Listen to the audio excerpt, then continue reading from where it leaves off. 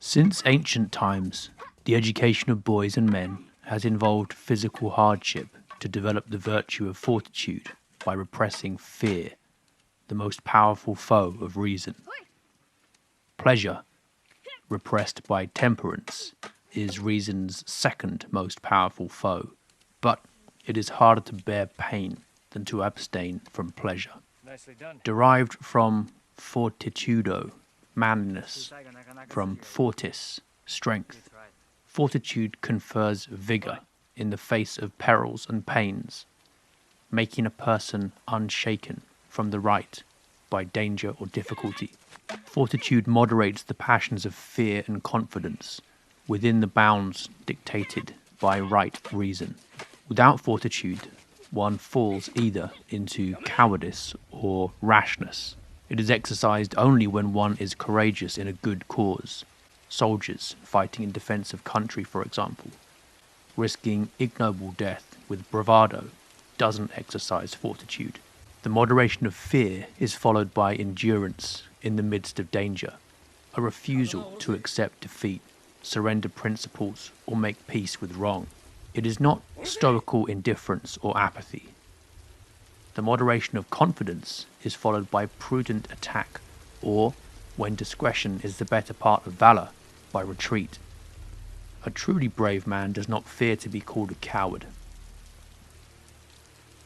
Fortitude is one of the four principal or cardinal virtues, from cardo, a hinge, because the moral life of man hinges on them. These exercise in the most difficult circumstances one of the four qualities that every moral virtue must have: firmness, rectitude, moderation, and discretion.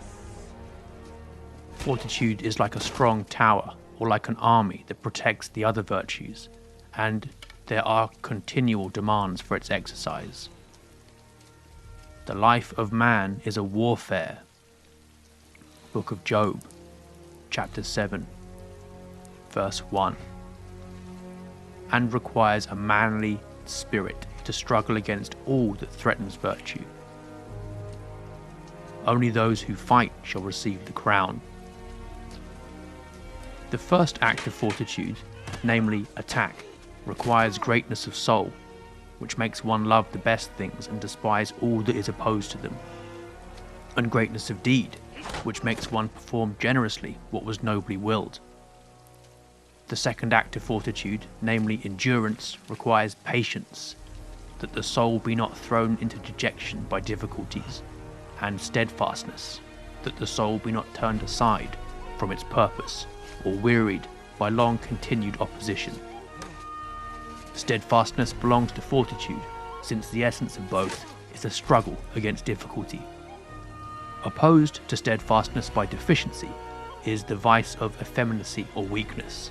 The effeminate person, lacking stamina to go on in a necessary good, surrenders to weariness or opposition by abandoning the undertaking or by taking up with evil.